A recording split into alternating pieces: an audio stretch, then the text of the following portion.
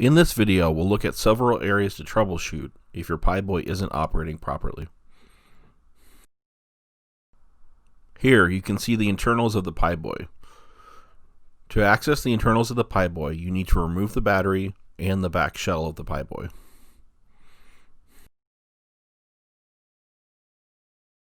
One component to check is the white ribbon cable.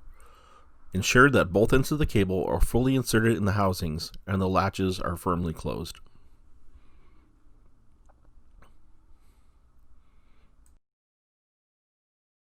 Now we'll look at correct and incorrect installation of the white ribbon cable. This image shows a correct installation of the white ribbon cable. The cable is fully inserted into the header, inserted straight, and the latch is fully closed. This image shows an incorrect installation of the ribbon cable where the cable is inserted crooked. If the cable is inserted crooked, the PiBoy may not operate properly and cable damage may occur. This image shows another incorrect installation in which the latch has not been fully closed. If the latch is not fully closed, the PiBoy will not operate properly. Another area to check is the screen cable. Gently pry the screen cable up and reseat it.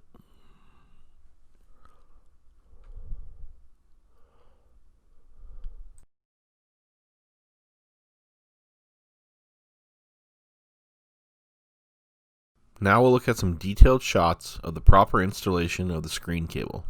This image shows the screen cable correctly installed. When installed correctly, the connector will snap into place. Also note that the cable is tucked away so that the back cover can be installed correctly. This is a side view of the screen cable installed correctly. The connector is flush and level with the header. Here, the screen cable is shown disconnected. If the screen cable is left disconnected, the PiBoy will not operate properly. Another area to check is the gold-colored SD card cable. Here, the fan board has been lifted out of the way to gain access to it. Ensure the end that goes into the Pi is fully seated, and that the end that goes into the connector on the board is fully seated and latched.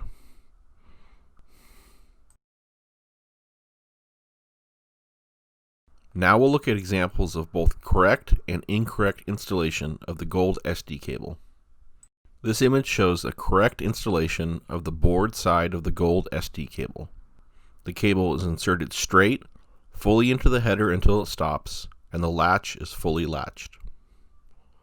This image shows the correct installation of the SD cable into the Raspberry Pi. The cable should be inserted straight and until it reaches the back of the socket. The cable will lay flat when both ends are connected properly. This image shows an incorrect installation of the SD cable in which it is not fully inserted into the header. Note that the cable does not lay flat. This image shows an incorrect installation of the SD cable on the Raspberry Pi side. The cable is not fully inserted into the socket. Note that the cable does not lay flat. In this photo, the header latch for the SD cable has not been closed. This latch must be fully closed for proper operation of the PiBoy. Next, we'll take a look at the proper and improper installation of the hat that fits on top of the Raspberry Pi. This image shows the proper installation of the hat. The hat is fully pushed down on the Raspberry Pi's GPIO pins, and the board is flush with the plastic standoffs. This is another view of the hat board installed properly.